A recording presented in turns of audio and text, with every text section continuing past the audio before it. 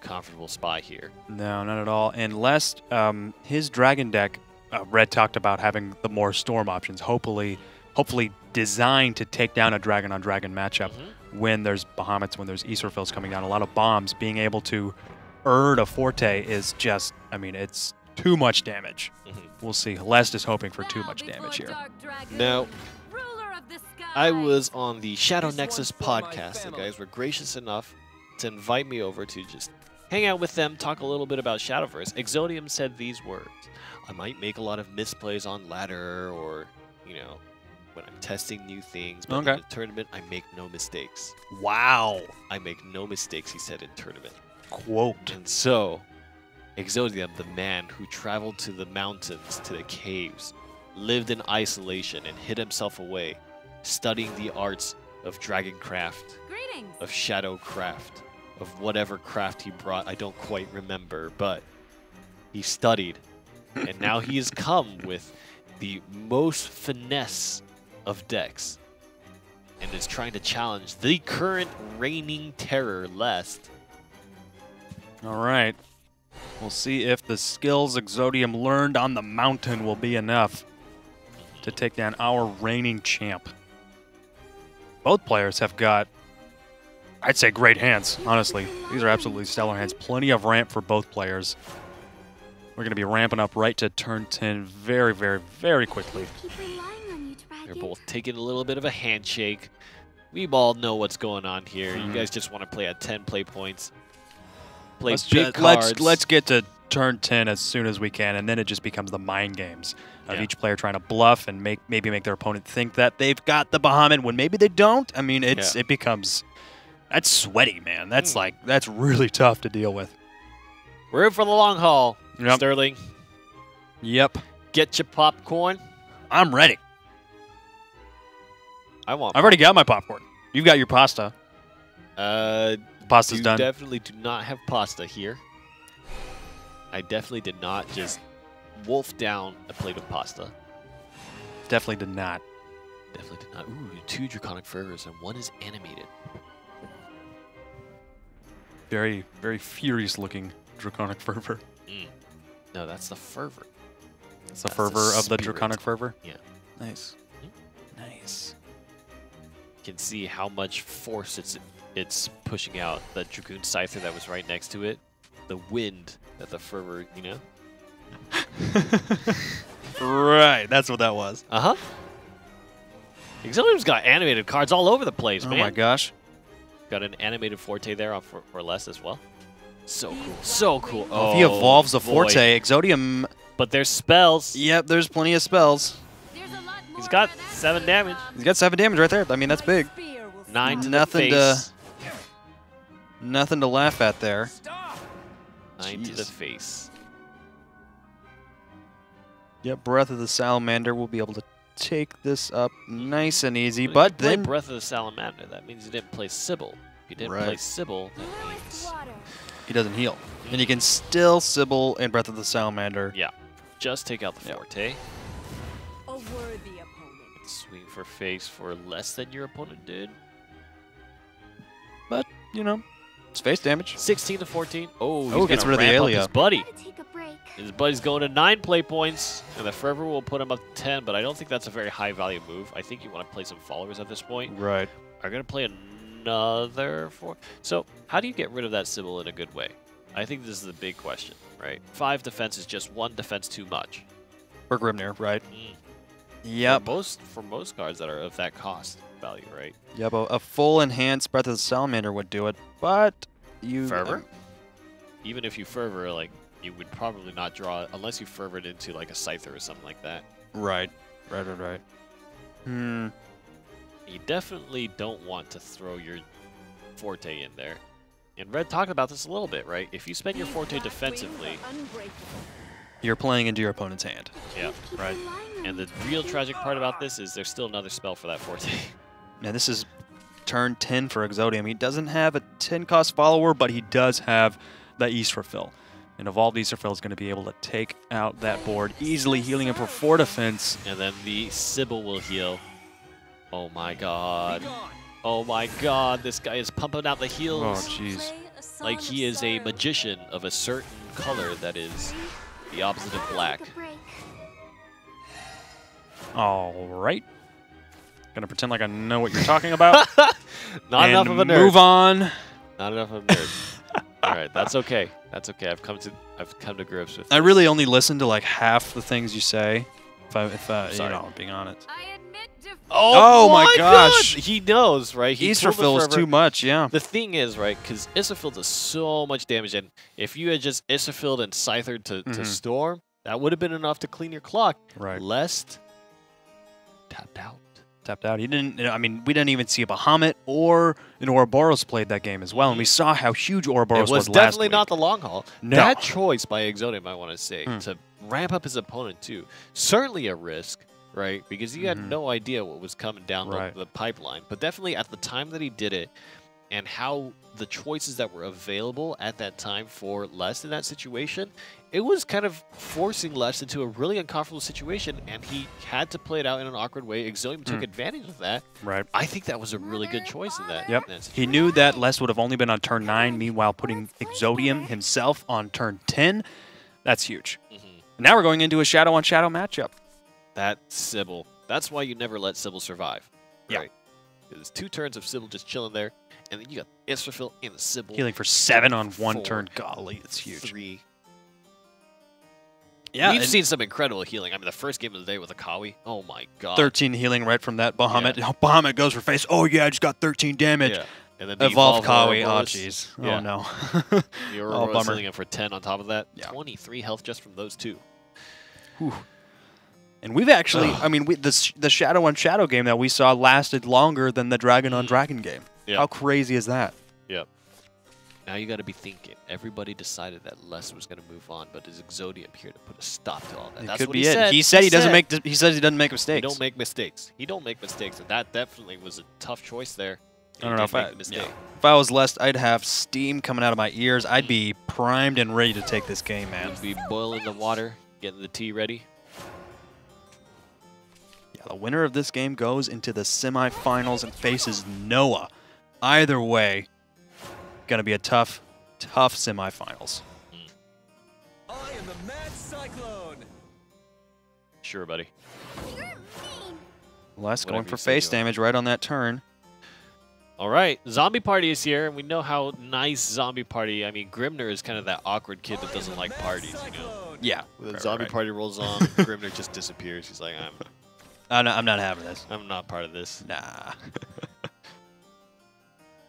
There is a Shadow Reaper and a Soul Squasher play right here on turn 4. I mean, when you're going first, getting that first Shadow Reaper on the board, considering that Les already has 2 followers on board, I mean, that's huge. But if he Oh, we wants go for it. to get some effect from Yep, Sculpies. Skullbeast, yeah, great. Yeah, he's going to have to trade both of his followers in here to try to get at least one of them killed for the Shadow Reaper. And the ward still stands. And this also makes it much less justifiable to use a Zombie Party. Hmm. You might have to do it anyways. Oh, but the top deck on the Shadow Reaper actually is so tough because now it's kind of like my Shadow Reaper is going to have ambush longer than your Shadow Reaper, so Right. I have the opportunity to control the pace of the game a little bit better. And the Lirial can ping for 1 damage right here, which is really nice, getting able to take out that ward. The Conjurer can go for face, and trading into the Skull Beast Lirial will do that. That's a 4/4 Shadow Reaper, but there's no other followers on the board to really deal with that. There's a Soul Squasher. That could be really nice. Yeah. Definitely think that's a choice here. And you can play the Bone Chimera.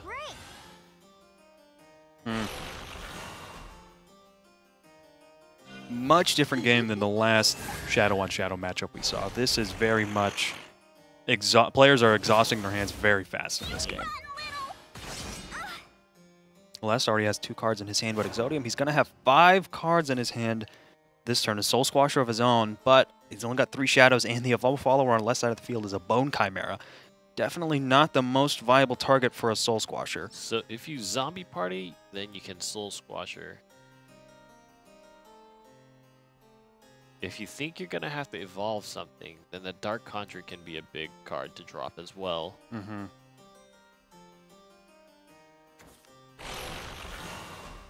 All right. Want to play? Yep, that's 3 damage to Focus is the definitely 3 damage to the Reaper.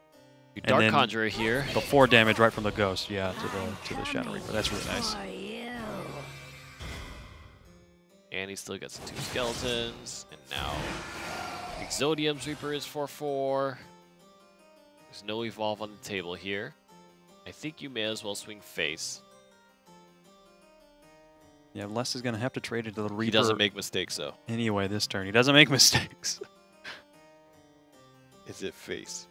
Is that the place? The scary thing is that I believe him. Like, It's not the place. So angry. He chose to take down the Soul Squasher. And that means that there's definitely a way to eliminate Dark Conjurer. I'm coming for you. She's coming for you, man. I like the way she says that. I'm coming, comma, for you. Hmm. So that basically implies, if grammatically, that for your purposes, she is arriving. All right.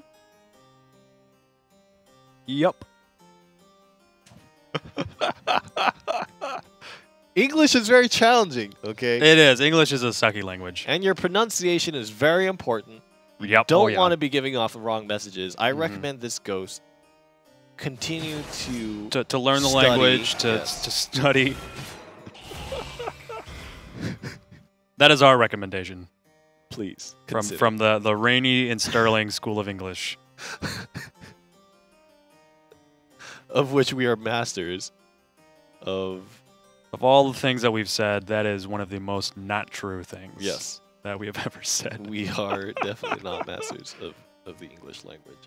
Hey, now we find ourselves in a situation where eXodium is at 14, Les is at 18, and there's one more skeleton than what eXodium has on board, and now there is one less Dark Conjurer. And the eXodium side of the board is looking real lonely right now. He's looking real lonely, but Les has only got 2 cards in his hand. He's going to have 3 next turn. Do you spend another Soul Squasher to squash the Dark Conjurer? You've got the Shadows. Or do you save the Shadows? Yeah, you've got the Shadows, but you've also got a Phantom Howl, but you don't have that. Well, yeah, there's the Soul Squasher right there, but you don't have an Ector. So that's 2 cards out of the hand of eXodium right there. The fact that you have the Skull Beast will boost your shadow count up quite a bit again. So I think it's fine to spend a Soul Squasher there. Right. Especially because you have in hand your Phantom Howl. Right. Now, And the fact that you spent the Evolve means that you won't have a big Phantom Howl Cerberus combo, right? I mean, it'll still be pretty big, but it won't be 11 damage big, right? Right. It'll be 9 damage big. And of course, the only amount of Shadows you need for Phantom Howl is 5 at the most. Oh, and I can definitely see a situation where eXodium's going to be real unhappy if he doesn't draw into his late game options. They're just trading back and forth now. Got 2, 4, 6. Death's Breath. Oh, God, that's huge. This is one of the best mid-game options that Shadow has to offer. I feel like Ector is the only way. Oh, boy. Ooh, another zombie party. But you don't have any wards. Yeah, you don't have any wards. Oh, my gosh. And those zombies with just 1 extra defense, it's so difficult for zombies without the enhanced If ability. the top deck for less is Cerberus, this game is done. Cerberus or Ector.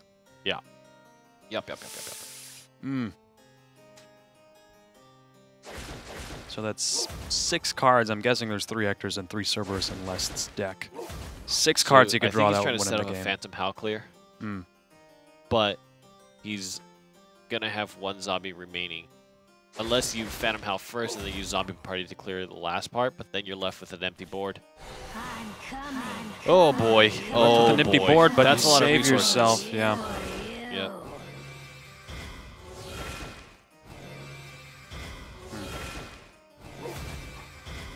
Is he trying to play the Bone Chimera? Is that Probably just giving Bone Chimera a nice target next turn if Les wants to I keep think his that's ward. a smart choice. Save that zombie party to again build yourself a bigger board, and maybe in the future you'll have a chance to Death's Breath it as well. I like that choice Skull from Beast. eXodium.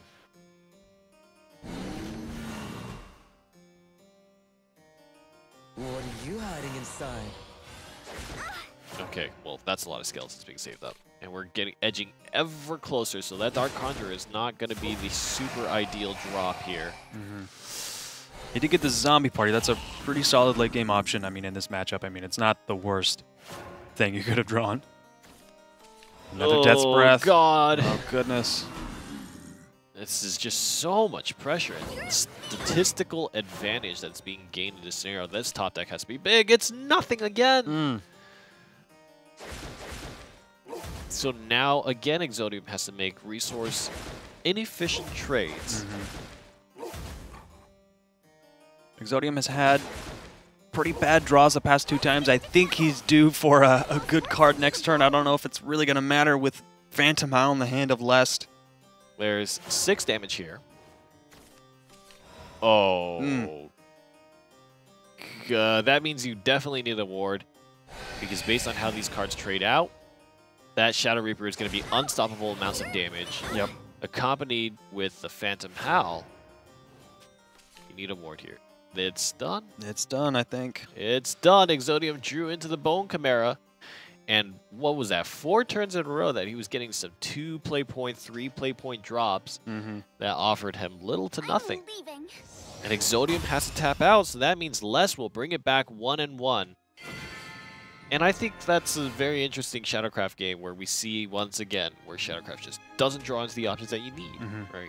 Right. You need things like Cerberus, you need things like Ector, those big drops. And one of the big things about Shadowcraft is, as much as all the cards definitely have their purpose in the deck, you don't have a way to tutor out your options, right? You don't have a card that says, I'm going to draw the highest cost card in my deck, or I'm going to draw a card that does 5 damage or more. Those do exist. Yep. Shadowcraft has those cards that put high cost followers on the field, or that have been destroyed, puts them back on the field. Yeah. And even then, like, you really think about the draw options that you have. Soul Conversion. That's pretty much it. That's it. That's it. You are succumb to your own fate in many ways. Les starting off the match Oh, with there they 2 are. Ouroboros right in his There's hand. the Hectors. Gonna get rid of those right away. eXodium found him in the next game. Both players completely mulliganing their hands. Yeah. All right. We'll see. This is down to the wire. eXodium versus Lest. The winner of this game goes into the semifinals and faces Noah for a chance at the first prize of $4,000. This is the grand finals. This is the finals of the finals. Not yet. Finals of the qualifiers. The finals of the finals, the grand finals, will be later tonight as the final game. I'm going to stop saying finals now. Was that your final time speaking the word? Nice one. Nice one. That was pretty good. I'm sure I just caused a lot of people to have a lot of grief. Twitch chat. You just caused an angel to shed a tear. Quick, catch the tear. Oh God, it's the buddies. They're holding hands, man. They're going to the prom together. Getting their picture taken. There it is. Inseparable friends. Oh no. Of course, next turn. He's got the Breath of the Salamander for possibly next turn. Might just want a Sybil, get a big follower, and you know, the ramp and everything like that. The only thing is, there's actually not good options in terms of followers on the board to ramp up that Shadow Reaper. These Shadow Reapers. Yeah. Yeah, you're right. It's either way, they're going to be prime targets for Breath of the Salamander next turn. I think, contextually, I think eXodium is pretty far on the back foot, actually. So I think these Shadow Reapers won't necessarily be threatening. He has to evolve to play around the Salamander, but if he evolves, he can't buff up the Shadow Reapers. And the Cerberus is going to be left with 1 defense. Yeah, that's really difficult. He's going to have good pressure here, for sure. But the Breath of The the Salamander, Salamander is going to clear everything out. Yeah. He gets 4 damage for it. He gets 4 damage for it and an empty board to play another And he Cerberus. spent 2 Evolution Orbs. Next turn, yeah.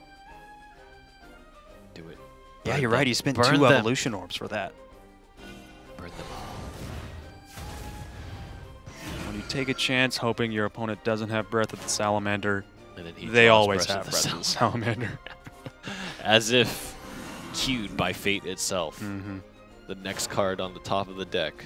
So there's a good establishment of board for eXodium. Be great if he drew another Breath of the Salamander right there.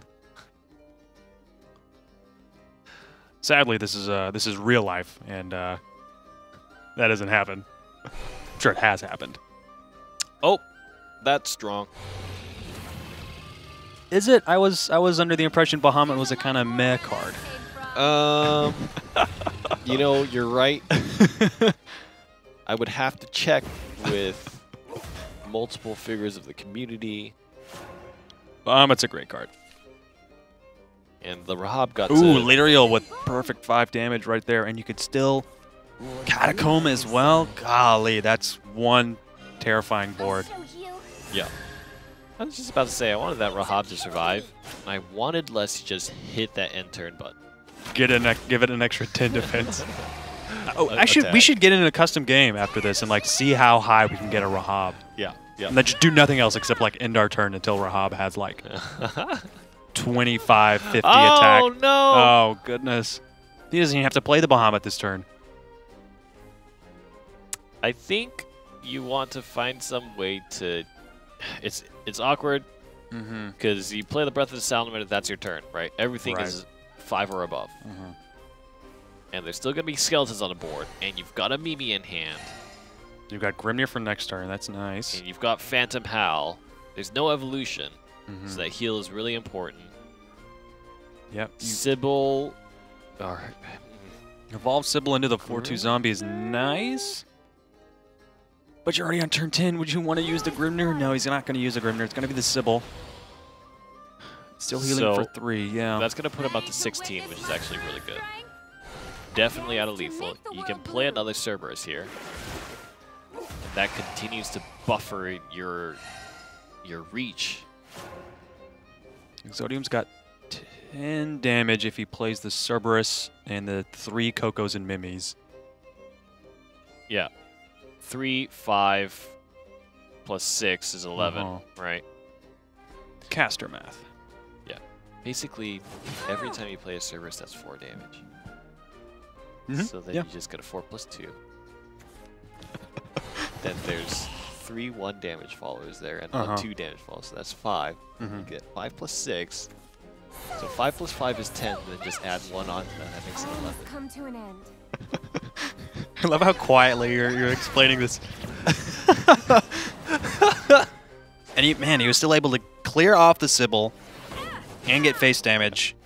And he still has 2 followers that have Last Word Summon Zombies. So even if the Grimnir does come down, or the Bahamut or the Breath of the Salamander, ensuring that eXodium will still have followers on the board, still threatening damage. This And is one happy Grimnir. A 5-0? Oh my god. This Grimnir is going to record this, post it onto YouTube, Selfie, man. put some disgusting music behind it. Oh no, it's going to be Bahamut that's going to take all the kills. Straight wiped out. He always takes the kills, man. Mhm. So selfish. The 2 skeletons are just sitting there shrugging their shoulders. What are we supposed to do against Bahamut? There it is. Yep, 11 damage right there. Yep. And that's what we talked about with setting up that second Cerberus. It's the pits for you, he says. She says. Oh my god.